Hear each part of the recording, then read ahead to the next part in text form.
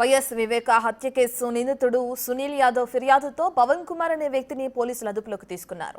YS Avinash అన్న youth అనే పేరుతో వాట్సాప్ గ్రూప్ లో సునీల్ యాదవ్ ని ఆయన తల్లిని కించపరిచే విధంగా పోస్టులు పెడుతున్నారని ఫిర్యాదు చేశారు.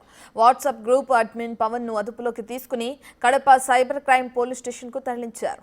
5 గంటల పాటు విచారణ చేసి పులివెందులకు పోలీస్ స్టేషన్ కు తరలించారు. ఈ కేసులో మరికొంతమందిని అదుపులోకి తీసుకునే అవకాశం ఉంది.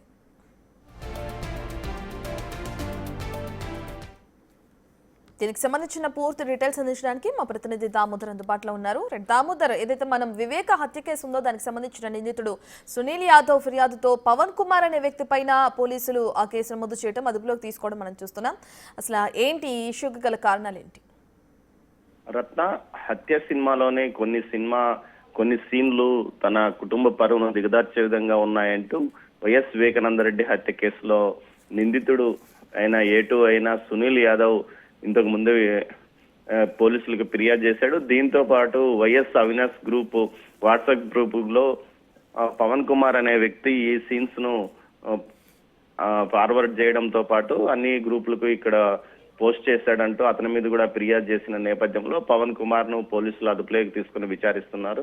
ముందుగా సైబర్ క్రైమ్ పోలీసులు, కడప సైబర్ క్రైమ్ పోలీసులు అదుపులోకి తీసుకుని విచారించి ఆ తర్వాత పులివెందులకు పంపారు. పులివెందుల పోలీసులు కూడా విచారణ చేస్తున్నారు. హత్య సినిమాలో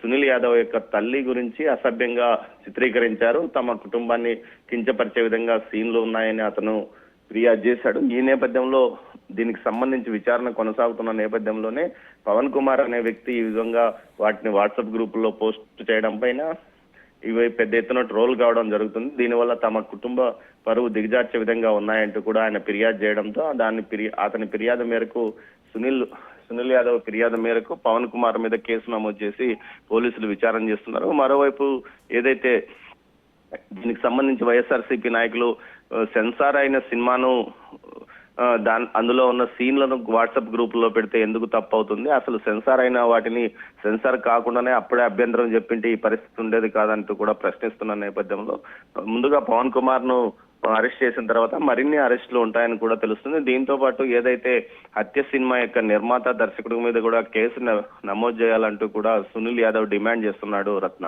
రైట్, థ్యాంక్ యూ దామోదర్.